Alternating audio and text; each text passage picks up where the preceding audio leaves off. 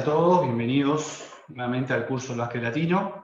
En el día de hoy hace su segunda presentación Pablo Ares, entrenador FIBA del país vecino de Chile y actual entrenador de Puente Alto. Pablo, bienvenido. Ya te damos el ok para que inicies. Bueno, muchas gracias muchachos. Están todos ahí metidos entre los partidos de fútbol. Felicitar a los argentinos que ganaron después de casi 15 años en la altura de La Paz. Así que felicidades para todos. Bueno, mi tema en particular es las problemáticas del entrenador.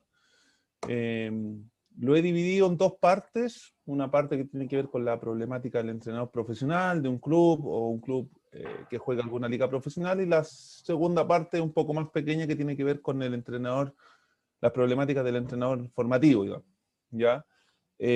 También está un poquito adaptado a lo que nosotros tenemos acá en nuestro país y lo que me ha tocado vivir a mí como experiencia, digamos, en los clubes que he estado, que he tenido distintas realidades, obviamente, en clubes en formación, como fue el Liceo Mixto y San Fernando, y en un club muy grande como era la Universidad de Concepción, que por ahí existen toda la estructura que uno quisiese como entrenador.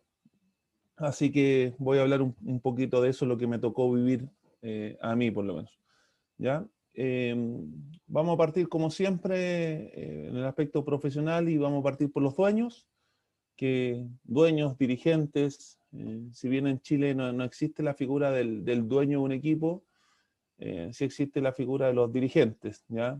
En Venezuela, por ejemplo, existen los dueños de la franquicia, hay gente que es propietaria, pero en Chile todavía la figura del dueño de un equipo no existe. Sí hay varios empresarios muchas veces que se unen y toman el nombre de dirigentes.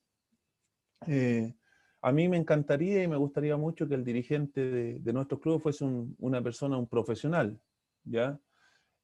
Lamentablemente en Chile, el dirigente, o el que vamos a ver la otra parte también, que tiene que ver con el general manager o el coordinador o como quieran llamarle, hace todo el trabajo, hace todo.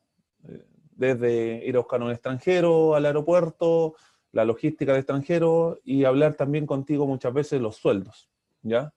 Pero para mí el dirigente o los dueños o el directorio está por sobre esta figura del general manager, que la vamos a ver un poquito más adelante, que tiene que ser para mí una persona, un profesional, ¿ya? ¿Quiénes son hasta ahora? Por lo menos en nuestro país, es el padre de algunos de los chicos de formativa, que le gusta mucho, que es un hincha, que es muy apasionado, un cercano al club, o algún empresario de la zona que tiene recursos, que tiene un buen aval atrás, y quiere hacerse cargo del club, pero en forma, llamémosla así, no profesional, no remunerada, y por ahí no preparada, ¿ya?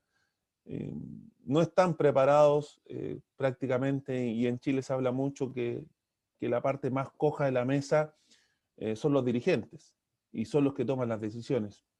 En mi caso en particular, en Puente Alto, gracias a Dios, somos 3 personas las que manejamos el club, y dentro de ello yo, en esta parte, si bien son muy pocas personas, creo que está bien ordenado, o está muy bien la estructura en quién es el dirigente, quién es el jefe de equipo, y quién es el entrenador y a cargo de todo el staff técnico, ¿ya? El dirigente, para mí, una de las tareas principales es llevar a cabo un proyecto deportivo. Cuando el dirigente va en busca de un entrenador, ese entrenador se tiene que amoldar al proyecto que tiene el club. El entrenador tiene que saber la idiosincrasia, tiene que saber la historia, tiene que saber qué gente trabaja, tiene que empaparse un poquito con el conocimiento del club. Pero el que lleva a cabo todo esto es el dirigente, ¿bien? Cosa no menor y muy importante para los entrenadores cuando nos entregan un presupuesto es gestar los recursos. Por lo tanto, el dirigente tiene que salir a gestionar recursos, vía sus contactos, vía proyectos, vía trabajo a través de distintas entidades, o por el nivel de contacto que tiene en la zona, ¿ya? Una de las principales cosas que tiene que hacer, o tareas, es salir a buscar los recursos económicos para un buen presupuesto y un buen pasar en la temporada. Saber delegar es sumamente importante. A uno le pasa como entrenador muchas veces que dice, si no lo hace uno, no confía mucho. Le cuesta al entrenador delegar muchas veces, le cuesta que otra persona haga, o piensa que lo va a hacer mal. Uno siempre piensa que lo va a hacer bien. El dirigente es muy similar en eso, no le gusta mucho delegar y a veces tiene tantas tareas encima que no alcanza a hacerlas todas. O hace algunas más o menos y otras más o menos mal. Y a veces uno como entrenador es tan exigente con uno mismo que es exigente con el resto. Entonces hay muchas cosas que a veces no van a la velocidad que uno quisiera como entrenador, ¿ya? Ser un facilitador, o sea, el clima de la participación de toda la gente depende mucho del dirigente, del trato, de la comunicación, de cómo recibimos al jugador, cómo recibimos al entrenador, cómo es mi comunicación con el gerente deportivo, ¿ya? O sea, el dirigente tiene que ser un facilitador de toda esta especie. Orientador, claro, conducir con una visión clara. Lo dije un poquito más arriba en el proyecto deportivo. ¿Cuáles son mis objetivos este año? Y evaluar en relación a los objetivos precisos, a los objetivos claros que nos planteamos a un inicio de temporada, o más que un inicio de temporada, al proyecto deportivo del club. Después tenemos la figura que está bajo el dirigente, sobre el staff técnico, que es el general manager, el coordinador, el jefe de equipo, ¿ya? Que para mí es fundamental, fundamental que exista. Lamentablemente, lo dije en la anterior, el general manager, el dirigente, en muchos clubes nacionales es la misma persona, ¿ya? Este es un espacio que tenemos para los exjugadores o para los ex entrenadores, ¿ya? En Argentina, bueno, está Tato Rodríguez, está Lo Gripo, se me va alguno, el de Quinza se me olvida por ahí, pero Lo Gripo es el de Quinza, parece, me parece. Sí. O Lo Gripo es el de... De Quimsa. Sí, de Quinza tengo razón. Entonces, ya existe esa figura. Juan Espil estuvo en Bahía Básquet también. Juan Espil, y se me olvida el de Olímpico, Pelusi, Andrés Pelusi, ¿no? Me parece que el de Olímpico. Existe esa figura de exjugadores que hoy día están en el puesto del general manager y que es fundamental para mí, primero, que conozcan el ambiente del básquetbol, que sepan el negocio, que sepan cómo llegar a un jugador, que sepan cómo llegar a un entrenador. Pero no basta solamente con ser exjugador o ex entrenador. Hay que estudiar, hay que prepararse, hay que capacitarse, porque es un puesto que se pueden hacer muchas cosas y bien hechas. En Europa es un puesto que todos los clubes prácticamente es una obligación, ¿ya? Ahora, hay que tener mucho cuidado uno como entrenador, porque este ex entrenador muchas veces también quiere el puesto del entrenador, ¿ya? Y ha pasado mucho, sobre todo en el fútbol. Acá hubo un caso en Unión Española hace un tiempo atrás con Martín Palermo, que, bueno, argentino conocido por todos ustedes. El gerente deportivo era Fernando Díaz en el fútbol y le hizo la vida imposible para él después agarrar al equipo. Porque obviamente el gerente deportivo es una persona de confianza de los dueños o una persona de confianza del dirigente, ¿ya? Entonces, hay que tener una especie de cuidado también y saber y conocer y sobre todo tener una buena relación, una buena comunicación con el gerente deportivo a uno como entrenador. Hay que ser honesto con el entorno y con él mismo. Cuando hablo de honestidad es lo que me refería. O sea, ser frontal, ser directo, ser una persona sumamente confiable. Él no es el que hace todo y de todo. Él ve la parte deportiva, contrataciones, a lo mejor incluso puede opinar en una contratación que el técnico quiera un extranjero. Podemos hablar de básquetbol también, cómo él ve al equipo. O sea, es una persona que, como sabe de básquetbol, uno puede hablar la parte deportiva. Ser comprometido por la actividad de las instituciones, claro. O sea, tiene que ser un tipo que ojalá sienta la camiseta y también se sienta parte del proyecto. No es que el equipo perdió y yo no colaboré en nada en esa pérdida, no. Aquí, en este ejemplo, clasificamos o ganamos todos y también el día de mañana pierden todos. Ayudan y acercan soluciones, y lo dije más arriba, cuando tienen que estar atentos.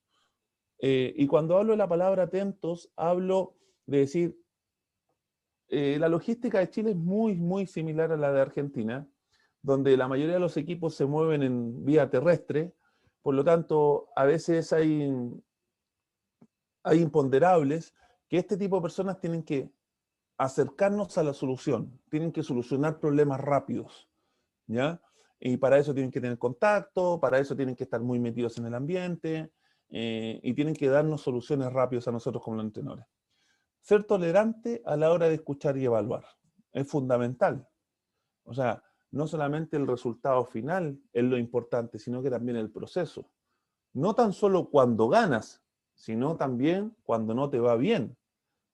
Porque si el proceso a lo mejor fue totalmente malo y cambiamos el extranjero al final de la competencia, el extranjero nos dio un salto de calidad, a lo mejor la evaluación no va a ser tan buena, porque lo que te hizo pegar el salto de calidad no fue tu trabajo como staff técnico, sino que fue tu cambio de extranjero, que te vino a dar una solución, ¿ya? También es importante uno como entrenador la decisión, pero por ahí hay muchas veces que uno tiene una temporada tremenda, muy buena, y por una lesión o de un jugador importante o lo que fuese, te va mal, pierdes el partido que no deberías haber perdido y se forma en una especie de fracaso cuando sabes que en lo normal a lo mejor no fue así. Entonces, tiene que ser tolerante, tiene que saber escuchar y también saber evaluar.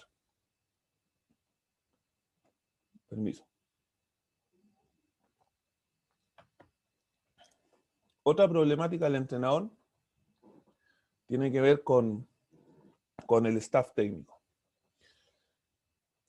Para uno como ideal, siempre, ojalá moverse con todo su staff técnico, con su asistente, con su preparador físico, pero la circunstancia en nuestro país es difícil.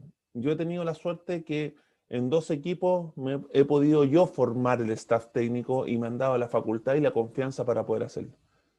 Pero en la mayoría de los equipos, y sobre todo yo creo que se va a dar mucho esto post pandemia, va a ser muy difícil que a uno le acepten su asistente, su preparador físico, su médico, su kinesiólogo y así un equipo multidisciplinario.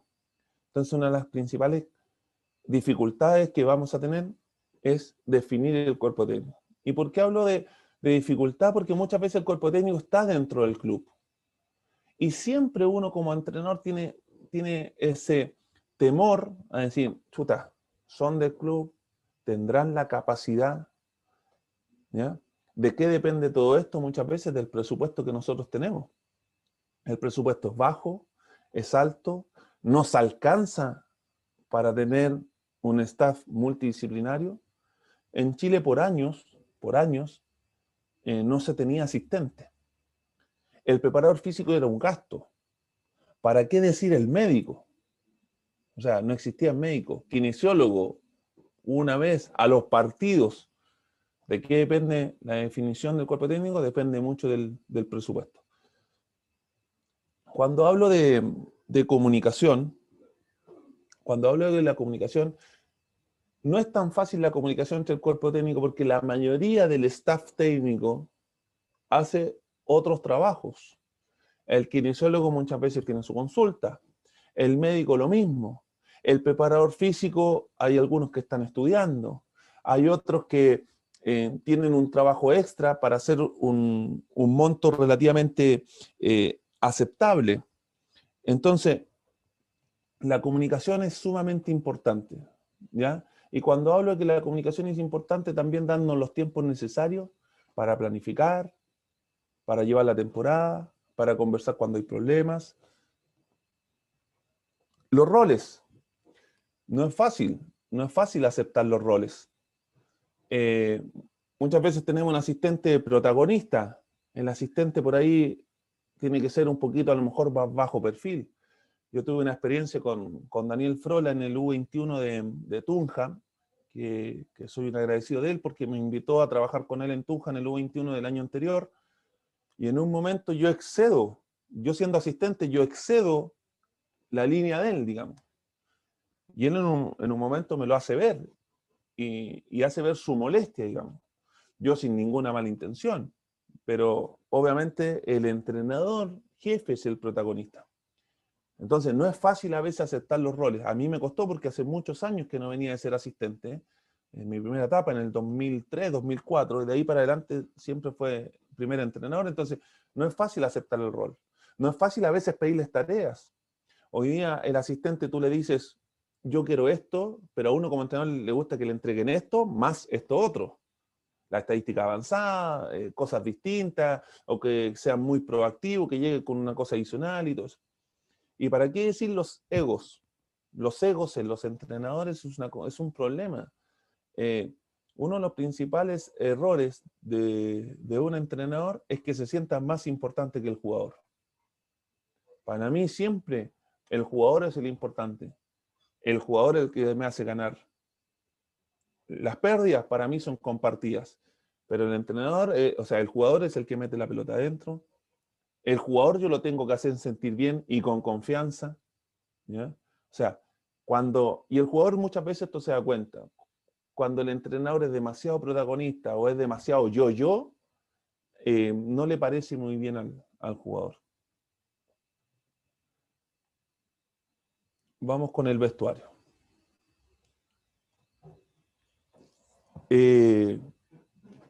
Viendo y escuchando a Mourinho en una de las tantas entrevistas de él, que no me cae nada de bien, pero es un técnico ganador y tengo que escucharlo y verlo, decía que los equipos ganadores tienen muchas peleas en una temporada. Y a mí me hizo mucho ruido porque en el equipo del Liceo Mixto muchos años atrás, en la temporada teníamos muchas peleas, muchas discusiones. Incluso muchas veces nos íbamos a las manos, no el entrenador, pero muchas veces entre los jugadores. Y más de alguna vez yo tuve un problema fuerte con los jugadores. Y jugadores importantes dentro del equipo.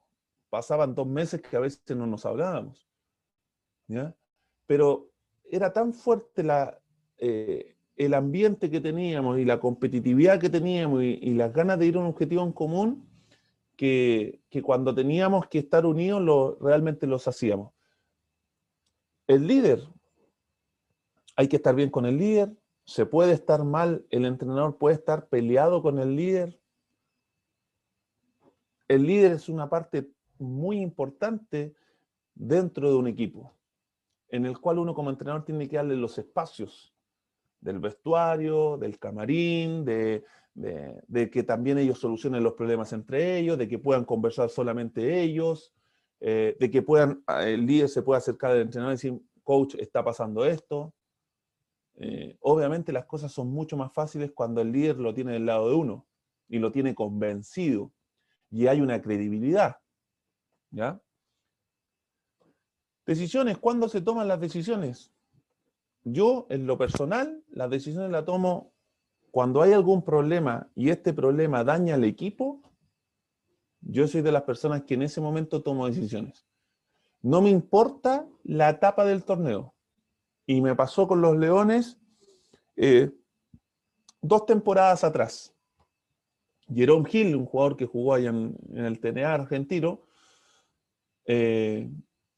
ya venía con 1 o 2 actitudes que no eran profesionales, ¿ya? Que tienen que ver, las cuento así rapiditas. Estamos jugando una vez en Huachipato con la Universidad de Concepción y yo lo saco, sale molesto, le digo que tiene que volver a entrar y él se niega a jugar. Tercer cuarto. Va. Listo, se negó a jugar, me deja pegado con todos los jugadores.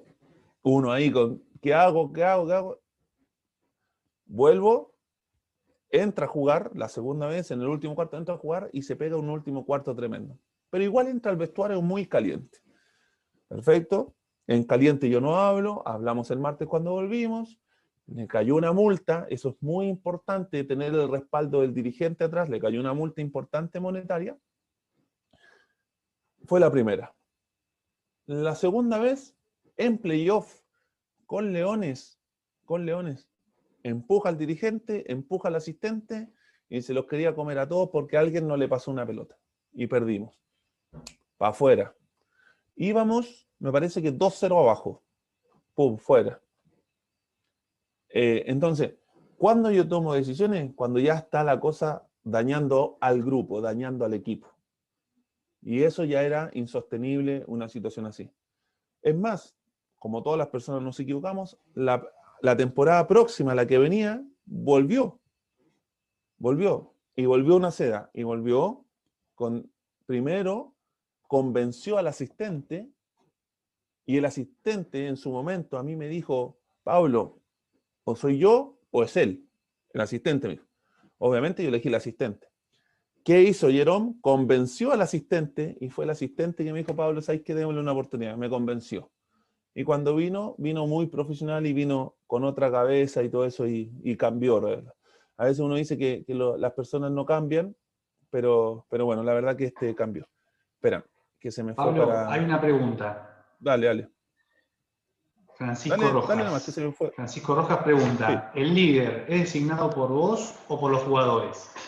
Y en el caso de que seas vos, ¿cuál es la razón de tu forma de designar? Para mí el líder es innato. Es muy difícil decirle, Juan Pablo, tú eres el líder. Si a lo mejor se refería al capitán. El capitán, mira, nunca ha sido una conversación en mis equipos decir, no sé, Marcelo Hernández, tú vas a ser el capitán. Creo que nace por sí solo, ¿ya?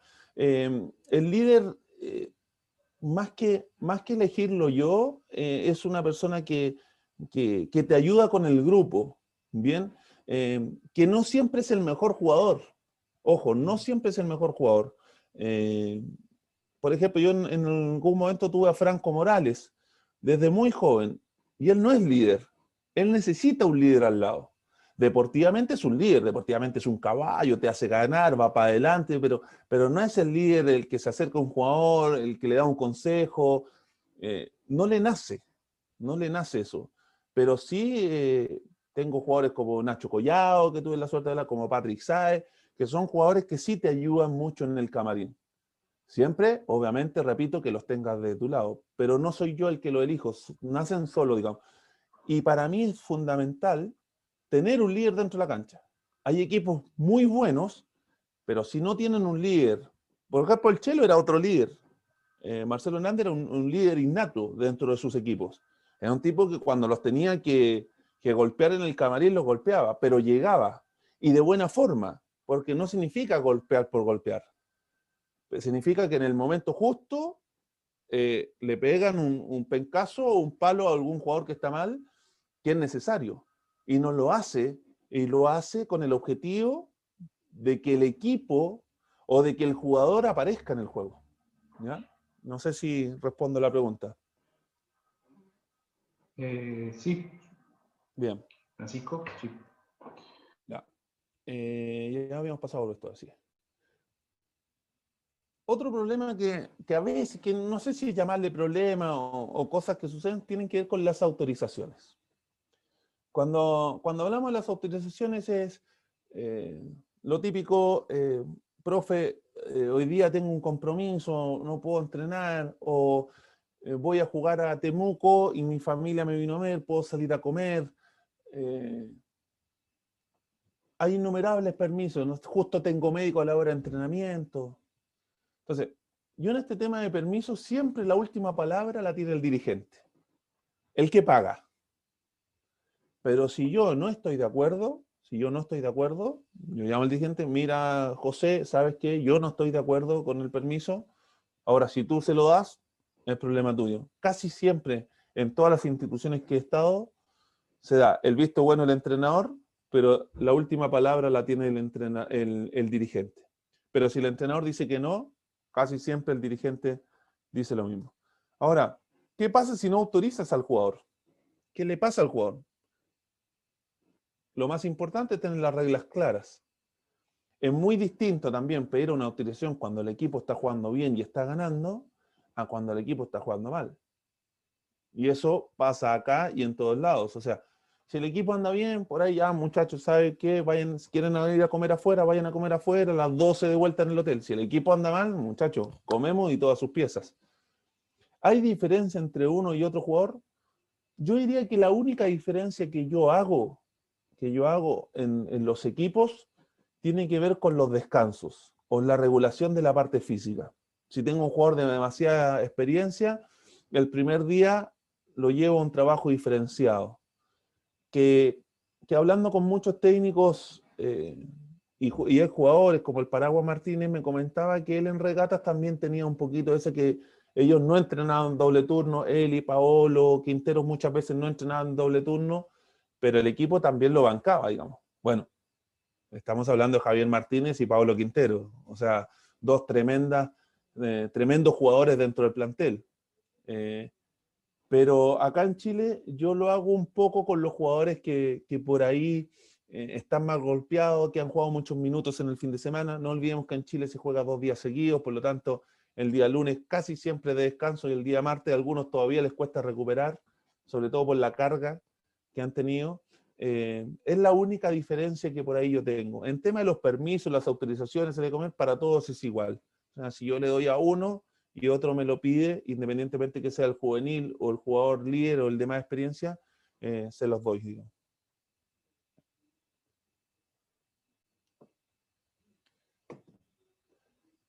Resultados. Cuando se gana todo es perfecto, para mí no. Pero para mí es mucho más fácil mejorar, mucho más fácil buscar las soluciones, porque el ambiente de trabajo es otro. El clima de trabajo es otro, es otra cabeza, es otra alegría, es otra confianza, ¿ya? Pero siempre hay cosas para mejorar. Soy mucho del video post partido, por lo tanto, por ahí a veces el jugador me dice, Pablo, estás viendo todo lo malo. Yo trato me ha dado resultados hasta ahora de demostrar en el post partido lo malo, más que lo positivo, pero vamos a colocar 3 situaciones malas con una positiva, digamos, ¿ya? Cuando se pierde todo es malo, no, para nada tampoco. Pero sí es más difícil. Es más difícil. Ahora, ¿hace bien perder? Cuando tienes una racha positiva, sí, hace bien perder. Porque es un cable a tierra muchas veces que te sientes demasiado confiado, y creo que el perder te lleva a decir, chuta, tenemos que seguir mejorando todavía. Y hice esta pregunta también, ¿cuándo tienes que dejar el equipo? Yo como entrenador jefe, primero, ¿cuándo tengo que dejar un equipo?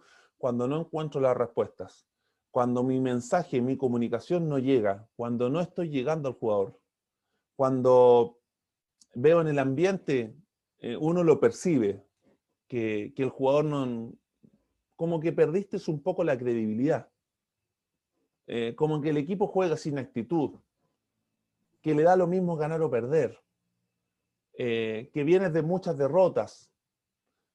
Creo que es el momento de que uno tiene que dejar al equipo, ¿ya? Lamentablemente muchas veces la necesidad económica te hace ser tosudo, ¿ya? Pero uno tiene que pensar más que nada con la cabeza y saber que cuando ya no está llegando tu mensaje al equipo y el equipo no hace lo que tú quieres, la verdad que lo tienen que dejar. Conversando con otros entrenadores también, me han dicho que han equipos, no lo voy a nombrar, pero San Lorenzo Almagro ganó todo. Y conversaciones con parte del staff técnico te dicen, el equipo nunca jugó como yo quise. Era un equipo muy pesado.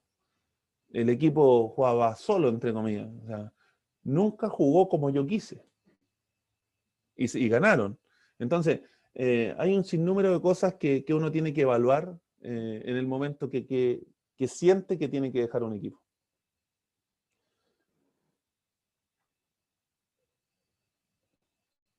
Esto es lo que nosotros nos deberíamos preocupar como principal, como el primer objetivo. Como entrenadores, preocuparnos de la parte táctica, de la parte técnica, de que el equipo juegue bien, de cómo resolver el problema. Y hoy día está todo. Está todo. Antes existían solamente los VHS y tenías que grabar entre uno y otro, copiar. Hoy día la estadística está ahí, la estadística avanzada, los programas, el Instance, el Synergy, te dan los cortes. O sea, puedes buscar las tendencias, la estadística más avanzada que quieras también está. O sea, Hoy día decimos, este tipo va 10 veces para la derecha y las 10 veces que va para la derecha define tal forma, y cuando define tal forma su porcentaje es tal cosa, y cuando pasa eso pierden. O sea, hay un sinnúmero de cosas. Hoy día está todo. ¿Qué es lo que realmente nos deberíamos preocupar? Las tendencias. ¿Qué ofensivas? Las ofensivas, las defensivas.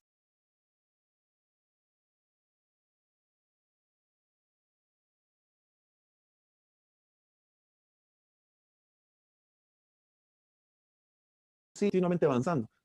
¿Qué es lo que realmente nos tendríamos que preocupar, digamos, de la táctica? Pero hay innumerables problemas antes, que hoy día en un medio no tan profesional como el nuestro, como el chileno, repito que son problemáticas para el entrenador.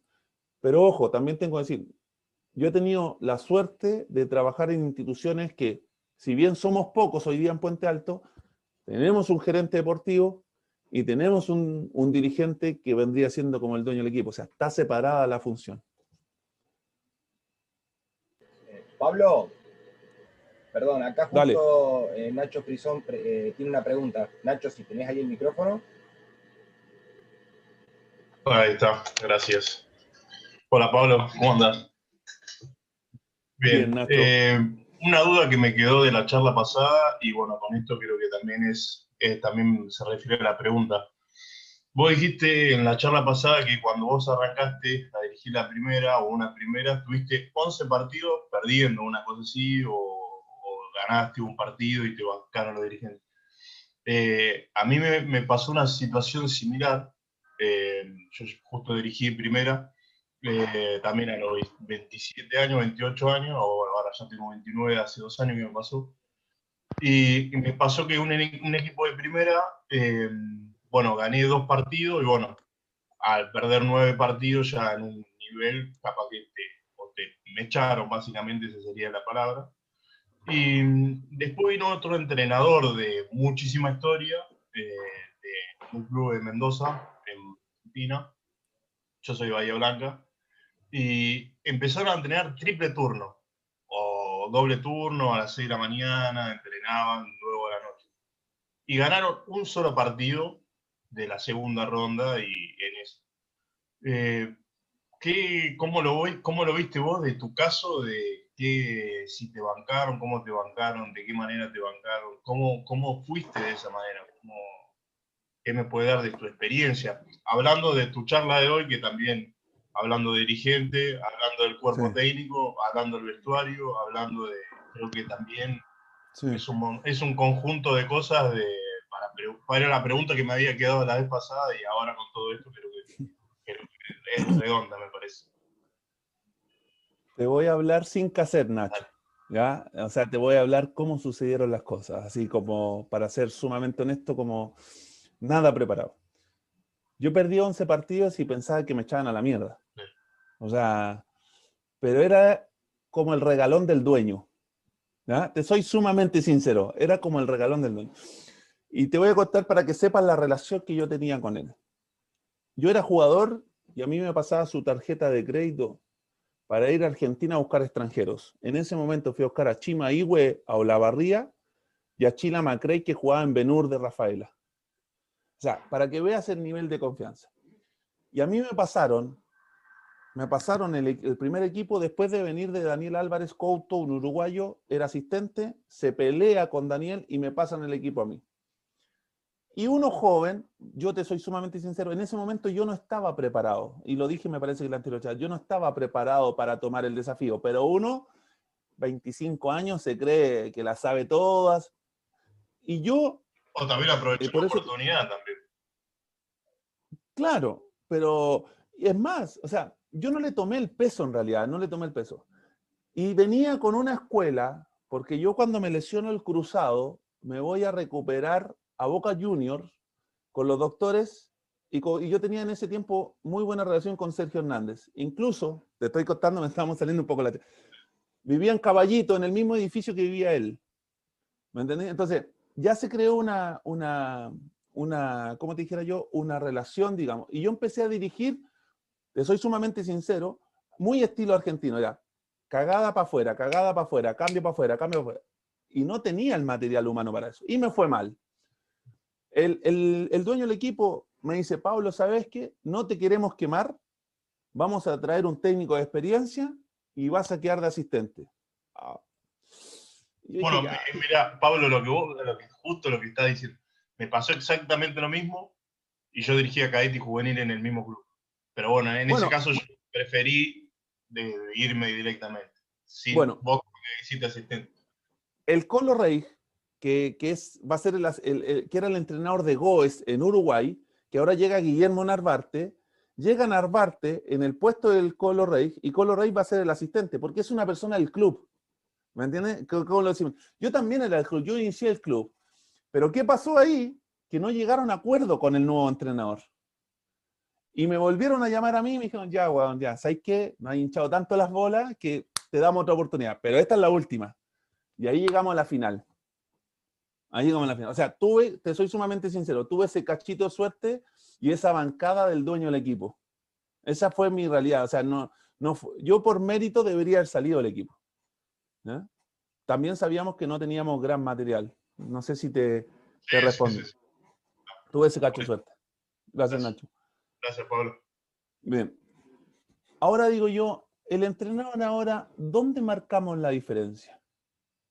En los manejos de las crisis, donde tenemos la embarrada dentro, cuando tenemos la tormenta que le llamo yo en el proceso, donde los líderes están enojados, donde no encontramos la fluidez en el juego, donde no encontramos la confianza en el tirador, donde no estamos jugando bien. Entonces, ahí es donde nosotros tenemos que actuar y buscar las soluciones, es mejorar el clima de trabajo. De estas cosas hoy día es donde un entrenador para mí cambia o marca la diferencia, donde el grupo esté unido, donde los hábitos y las reglas estén claras, donde la comunicación sea lo que tú dices es lo que se hace, donde haya credibilidad, donde no hayas perdido la credibilidad, donde tú te instales en el grupo y ya das jerarquía al equipo, donde tus jugadores te creen el mensaje. Y muy psicológico. Cuando hablo de muy psicológico estoy diciendo, yo tengo jugadores, o he tenido jugadores en mi experiencia, que son casados, que tienen problemas en sus relaciones, que se separan, que vuelven, que se separan, que vuelven, que llegan con los hombros abajo. Tengo jugadores que están todo el día estudiando, están en la universidad, traen cargas educacionales importantes, entonces muchas veces llegan con problemas porque les fue mal en un examen, en un test, en una prueba. Entonces, uno tiene que ser muy psicológico. O sea, es acá, yo creo, en el manejo del grupo, en el manejo del camarín. Obviamente esto tiene que ir con básquetbol, tiene que ir con táctica, tiene que ir con jerarquía, pero en lo otro, para mí es demasiado importante todas estas facetas. Seguimos. Pasamos al entrenador de formativa. ¿Ya? No sé si hay alguna pregunta por ahí, porque ya me voy del aspecto profesional, me voy al formador. Sí, Pablo, nomás, te leo acá la última. Dale. De Carlos Zúñiga. Dice, bueno, estaba justo con problemas de audio. Él te consulta por las estadísticas avanzadas, ya las ocupaste la temporada anterior. Si es así, ¿qué peso le das en la toma de decisiones? Synergy lo tendremos todos en la liga a partir del 2021, pero ustedes en Puente ya tenían este programa. No, yo el Synergy, hola Carlitos, ¿cómo estás? De Valdivia. El Synergy tenía una clave que me conseguía y me servía mucho a mí para la traída de los extranjeros. Como la NCAA, tan con Synergy, podía ver los jugadores rookies o todo eso los primeros años, ocupaba mucha estadística avanzada. Y la estadística avanzada que ocupamos nosotros es con el asistente, que es Álvaro Chacón, que es un enfermo de esto, pero él me filtra mucha información y me da 2, 3 pequeñas cosas que obviamente me sirven en el plan de juego. Sí, es fundamental para mí. Es más, te soy sumamente sincero, Carlos, ha sido tan bueno su trabajo que muchas veces ha sido redondo. Cuando yo digo redondo, o sea, no sé, con Católica nos dijo Pablo, las cortinas consecutivas, si el tirador nuestro hace el rulo, no sé, el 80%, no me acuerdo la estadística, pero el 80% van a ser goles de descarga, por ejemplo. Entonces, situaciones así, tan detalladas, que las buscábamos y nos servía a nosotros como patrón de juego. Sí, Para mí las 2-3 cosas que me daba Álvaro como estadística avanzada eran sumamente importantes en el plan de juego. Pasamos a la parte de formación, para no quitarle mucho tiempo a Renzo que viene después. Aquí nosotros tenemos varios, como dijera yo, varios problemas. Uno de los problemas más comunes es el salario. El entrenador de formativa no recibe un gran salario. Y como no recibe un gran salario, tiene que hacer muchas cosas. En Chile, por lo menos, la mayoría de los entrenadores de formativa, la mayoría trabajan en colegios, ¿ya? O trabajan en 2 o 3 partes. No es fácil, por lo menos en nuestro país, dedicarse a la formación porque los salarios no te darían como para vivir solamente del básquet, ¿ya? Cuesta capacitarse también por lo mismo, porque los recursos son más escasos. Hay ganas. Nosotros vemos continuamente entrenadores jóvenes que se están yendo a Europa, a pasantías o cosas así en sus vacaciones, pero es muy complicado el tema del salario. Y el salario, muchas veces en formación tú juntas 2 categorías y muchas veces contratas a un entrenador que a lo mejor no tiene gran capacidad, pero que se amolda a tu presupuesto. Y eso obviamente estamos nivelando para abajo y es una retroalimentación que después te juega en contra. ¿Por qué? Porque al no ser un buen entrenador tú no estás formando bien. Al no estar formando bien estás creando un jugador no con los hábitos necesarios para llegar arriba. Y a su vez nivelas para abajo, porque el salario no lo toma un buen entrenador, sino que lo toma el entrenador que tiene la necesidad o que tiene el tiempo. Cuesta que tengan responsabilidad. ¿Por qué? Porque tienen distintas pegas. Y la prioridad, lamentablemente, en Chile no es el básquetbol formativo. Porque primero, no tienen algo contractual. Segundo, la mayoría de los clubes no pagan fecha. Por lo tanto, su principal entrada es el otro trabajo o la otra cosa que hacen. Algunos son profesionales en otra faceta, no en el básquetbol. Por lo tanto, la responsabilidad o que sean responsables muchas veces les cuesta. No es que sean irresponsables, sino que les cuesta por los otros compromisos. Cuando hablo de habilidades blandas, tiene que ver con la relación, con la educación. El entrenador joven, yo lo siento muchas veces que un problemita pequeño lo hace demasiado grande, ¿ya? Y esto tiene que ver mucho por su carga horaria. Llegan a veces muy cansados a las prácticas de los clubes, con algún problema en sus otros trabajos, y eso muchas veces les juega en contra en las habilidades. Y sabemos que el entrenador de formativa es mucho motivación, es vocación. Para mí es 80% vocación y un 10, un 20% de reconocimiento. ¿Ya?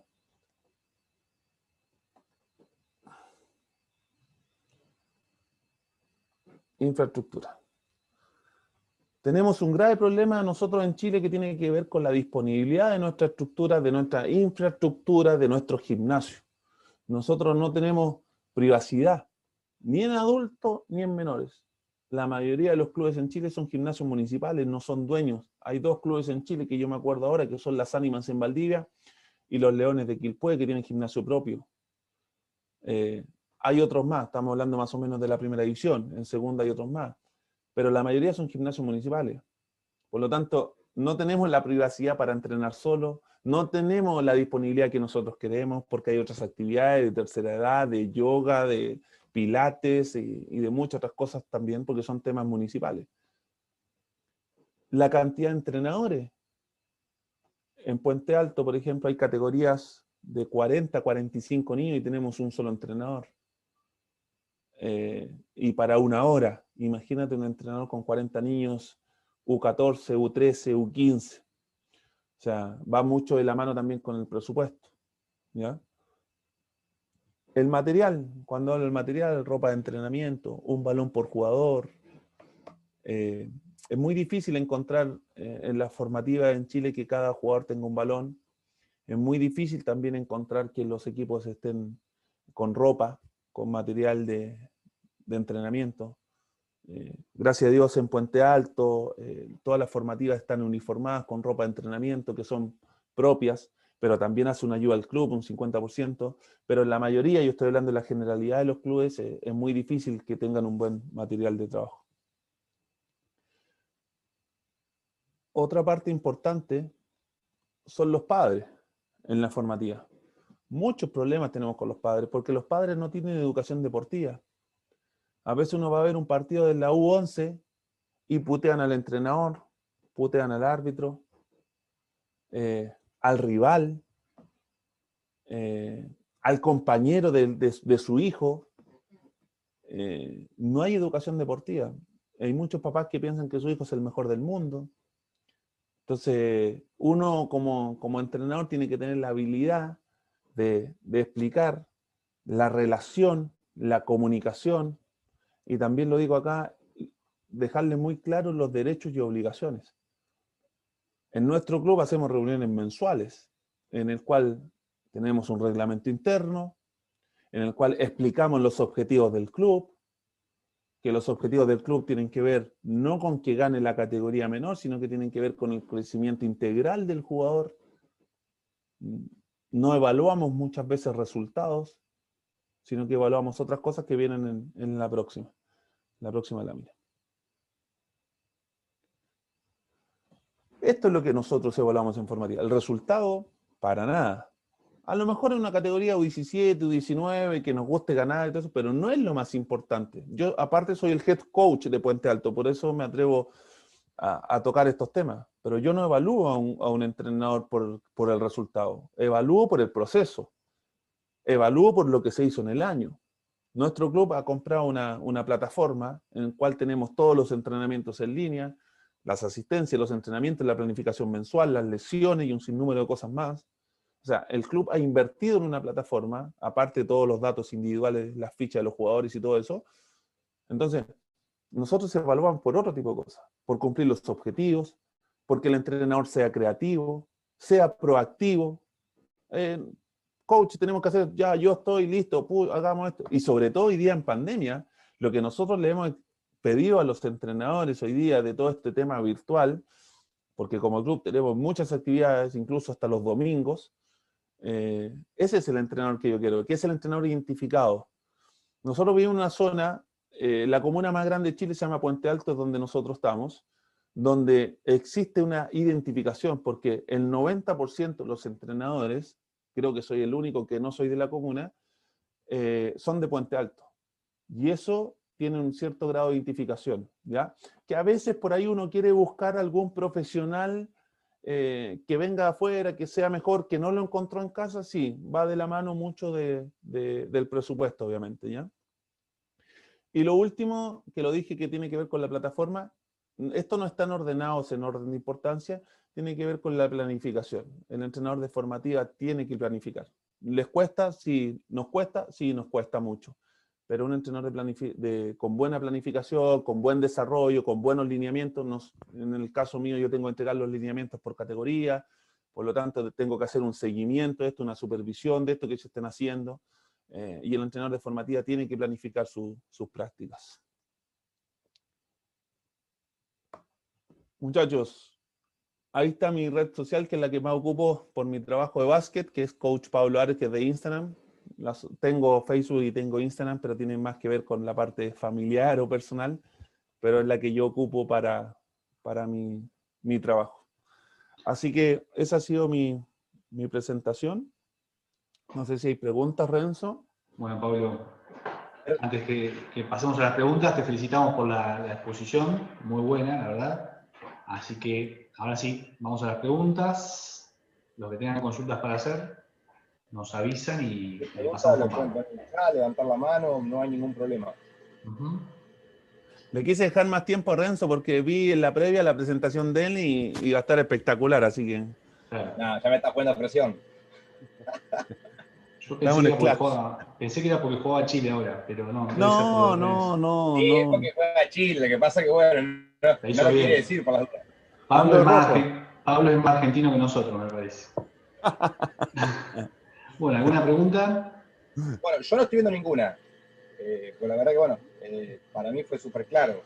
Sí, sí. Está bien. Pablo, Está bien, no hay Ahí problema. está. Dani, ¿cómo estás? ¿cómo te va? Muy bien. Una apreciación o consulta. Vos te manejaste con un dirigente que era dueño de un club, Sí. que tomaba las decisiones individualmente o en forma personal él, y ahora estás en un lugar donde, o has estado en otros lugares donde hay una directiva y eso. ¿Qué te resultó más fácil de todo eso, de las diferentes dirigencias?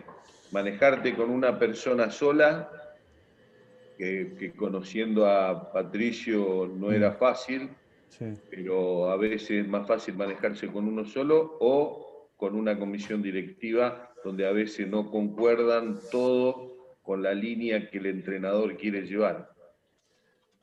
Mira, tú lo tuviste un poco, la relación que tuve con Patricio la tuviste tú con Guzmán en Osorno, ¿ya? Que fue de mucha confianza. Yo, Daniel, por ejemplo, con Patricio Cornejo, las últimas veces me pasaba la misma tarjeta, yo veía al extranjero, compraba el ticket, llegaba al extranjero, me pasaba su auto, que siempre era de altísima gama, iba al aeropuerto, buscaba al extranjero, y ahí recién él sabía quién era el extranjero. O sea, cuando yo llegaba a la oficina, él me decía, ¿y este moreno quién es? Y de ahí le decía, no, bueno, y me decía, ¿y juega este bueno o no? Sí, sí, sí. O sea, había ese nivel de confianza. Ahora, él tenía un directorio, pero él era el dueño del circo, Daniel. Por lo tanto, se hacía lo que él quería. Entonces era mucho más fácil convencerlo a él que convencer a un directorio más grande. Ahora, también es arma de doble filo, Daniel, porque ahí a uno lo empoderas mucho como entrenador. Y cuando te empoderas mucho, te tiendes a relajar. Hay que ser sumamente sincero. O sea, cuando tú tienes mucho poder, claro, uno se siente bien porque su palabra es súper respetada y es súper confiable. Pero creo yo que cuando hay una junta directiva y cuando te exigen un poquito más, uno puede rendir mejor. He estado en las dos instancias. Si tú me preguntas cuál me gusta más, obviamente me gustaría relacionarme con pocas personas, pero esas personas son las que cortan el queque, digamos.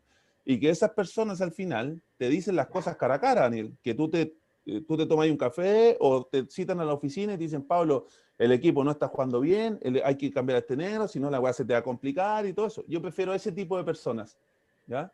Y que la suerte que yo tenía, que Patricio no sabía mucho de básquetbol, ¿ya? Entonces era más fácil convencerlo. Que y lo de Puente Alto ahora o lo de Conce es diferente a eso. Sí, pues es diferente porque, por ejemplo, a mí en los Andes nunca me pidieron un informe, por ejemplo. Y acá está estructurado, que tú terminas la temporada y tienes 25 días para entregar el informe. O sea, es así, digamos, ¿me entiendes? Es más, a mí esta vez se me había olvidado con el tema de la pandemia y como y lo entregué como a los 50 días, pero tuve que entregar un informe de 40 páginas. Después vemos si lo ven o no lo ven, es otro cuento. Pero sí existe. En Concepción, el dirigente que tú lo conoces, que es Sergio Montoya, citaba a todos los jugadores a su oficina. Es más, le preguntaba qué tal el desempeño del entrenador. ¿Me entiendes? O sea, yo no estoy tan de acuerdo en esas cosas, ¿me entiendes? Pero bueno, se hacía. Está bien.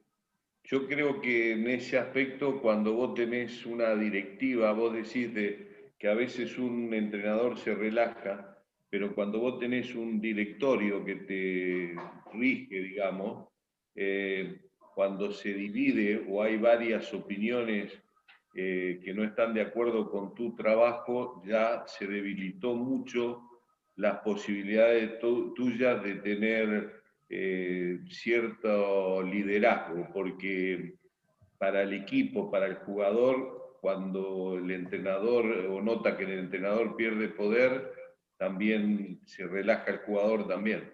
Daniel, o sea, si yo no hubiese tenido ese respaldo, en este caso Patricio Cornejo, voy a contar una íntima así chiquitita, que a lo mejor no todos la saben y me puedo acá. Patricio Briones, que es muy conocido en el mundo sudamericano, llega a un entrenamiento y llega así con la boca hinchada desde acá. hinchada, weón. Llega así en la reunión, así, Pato, ¿qué te pasó, weón? No, Pablo, ¿sabes que me sacaron una muela? Me dice, estoy complicado. Ay, bueno, quédate ahí, no entrenes hoy día, tranquilo, no pasa nada. Y Pato hacía clases a los apoderados del Marista, de un colegio marista en la zona, y se va a entrenar al colegio marista.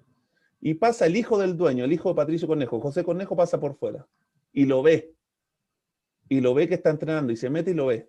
O sea, lo pilla que estaba, nuevamente, el Pato, silbato, pim, 300 lucas son 4 por 8, $380 de multa. Así. Y tú sabes que al jugador cuando le tocas el bolsillo, ya... entonces tenía ese respaldo atrás yo. Si no hubiese tenido ese respaldo, es muy distinto. Sí. Está bien. Perfecto. Ahí hay una pregunta, me parece igual. Sí, hay dos. Está Tony Ruiz y está Francisco Rojas. Te leo la de Francisco Rojas y después te paso con Tony. Francisco pregunta, con respecto al último punto, ¿cómo lográs transmitir todos esos principios a los entrenadores de formativas, desde tu rol de head coach? Los principios de que tienen que ver con la respuesta. Me ha costado. ¿Quién hizo la pregunta, Juan Pablo? Francisco Rojas, de Chile. Sí. Francisco, te soy sincero, me ha costado. Me ha costado porque el último punto que trataste. Sí, me ha costado bastante. Por ejemplo, el entrenador de formativa le cuesta planificar.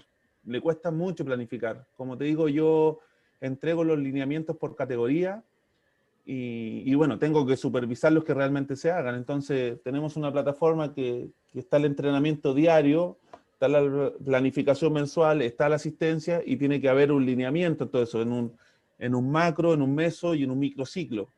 Es la forma, pero cuesta, la planificación cuesta. Los salarios también cuestan, digamos, o sea, en Chile no se paga bien la formativa y tampoco se pagan todos los 12 meses, ¿ya? O sea, se pagan muchas veces 10 meses, 9 meses, 8 meses en algunos casos. Por lo tanto, el entrenador sí o sí tiene que hacer otras cosas. El entrenador de formativa muchas veces te dice, yo puedo el martes después de las 6:30, el jueves desde las 5 en adelante y el viernes lo tengo desocupado. Entonces, es complicado, pero bueno, tratar de convencerlos. Yo siempre doy el mismo ejemplo. A mí cuando me decidí a ser entrenador, yo dejé de lado un trabajo bancario en el cual en ese momento eran $1.000, 800.000 pesos chilenos, como $1.000, y yo me quedé en el básquet por $500, que era la mitad, y me tenía que presentar en el banco un día jueves. Y ahí empecé y trabajé y me empecé a perfeccionar para luego estar donde estoy ahora. Pero en formativa también te puedo decir que comencé gratis y comencé aprendiendo y leyendo y yendo a entrenamientos. Por lo tanto, no es fácil ser entrenador de formativa, esa es la verdad. Bien. Tony, te escuchamos.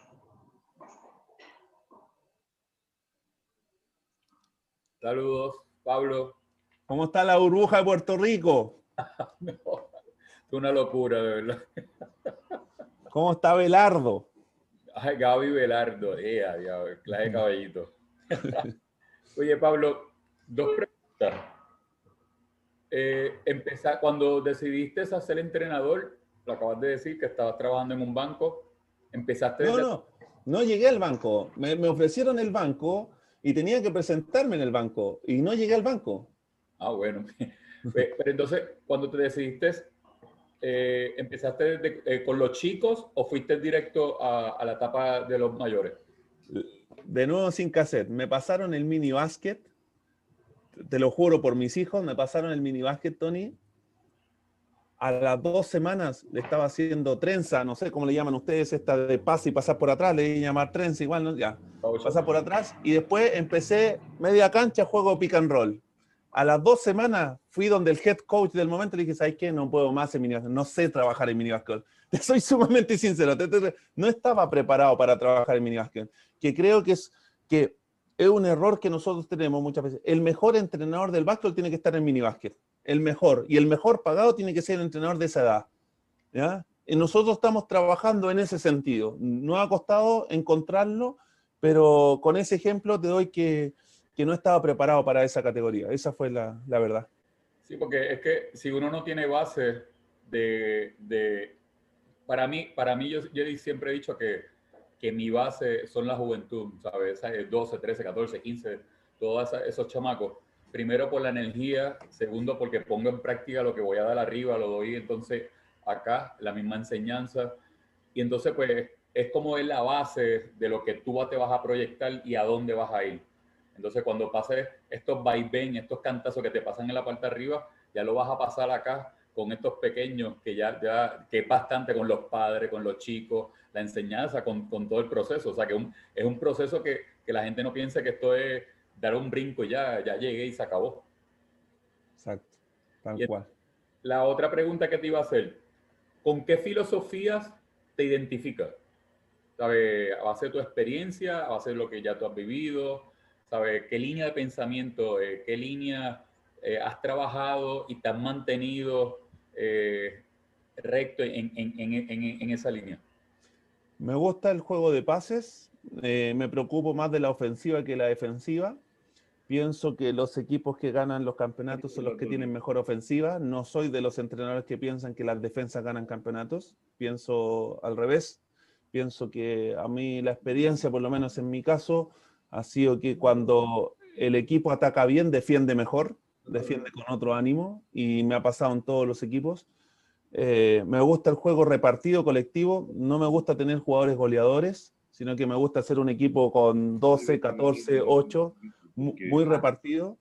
Me gusta una alta rotación, no juego con menos de 9, 10 jugadores, independientemente el nivel que tengan, pero juego con esa rotación. Y los extranjeros los trato de llevar a máximo a 32, 33 minutos, no juegan más que eso. Y trato de tiempos seguidos que no tengan una rotación más allá de los 8 a los 11 minutos. Ok. Oye, ¿no te ha ido a tocar un refuerzo la puerta después que lo cortas? Sí, claro. Y Jerome Hill me estaba llamando. Y, por ejemplo, me pasó con Brandon Lee, que lo corté en una final con Concepción, lo corté con un extranjero, un base muy bueno, y después lo tuve que llamar de vuelta también, porque me había equivocado. ¿Qué me hizo el jugador? Que está bien, ganaba $2.000 y me dijo, sí, si yo me devuelvo voy por 3.000. Ya, bueno, 3.000, dale.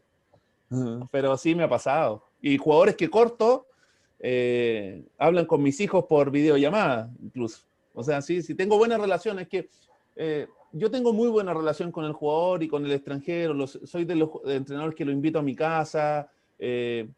No sé, les paso el auto, el carro, les paso el carro de repente para que salgan un fin de semana, se vayan a Viña, a la costa. Entonces, siempre los trato primero como personas, sobre todo al extranjero. Por eso, pero ninguno ha tratado de matarte o arrancarte la cabeza después que lo cortas. No me ha pasado, gracias a Dios. Algunos hasta me han agradecido, pero no, gracias a Dios no me ha pasado. Bueno, pues pero soy yo el que los corto, ¿ah? Soy yo el que les digo, no mando al dirigente, soy yo el que los llamo para decirle que nos siguen en el equipo. Bueno. Sí, Cuídate, sí. hermano. Dale, Tony, gracias. Bueno, Pablo, hoy es la última charla tuya, así que no sé si Daniel querés saludarlo. Sí, agradecerte, Pablo, la presencia en el curso. Para nosotros fue un gusto. Espera. No me gustan a mí los elogios. Yo voy a decir los elogios a Daniel, porque a mí no me gustan. No, a mí no me gustan los elogios. Le quiero agradecer a él, porque fue uno de los entrenadores que marcó un camino en Chile, que dejó muchas cosas. Es un entrenador que siempre le consulto por entrenadores, por preparadores físicos, porque es una voz de mucha confianza, por todo lo que ha demostrado. Y bueno, no me gustan los piropos a mí, así que se los mando yo a Daniel. Así que muchas gracias a todos. y que sigan disfrutando, porque la charla de Renzo está muy dinámica también. Así que un abrazo para todos, muchachos. Un abrazo, Pablo. Pablo. Gracias. Gracias.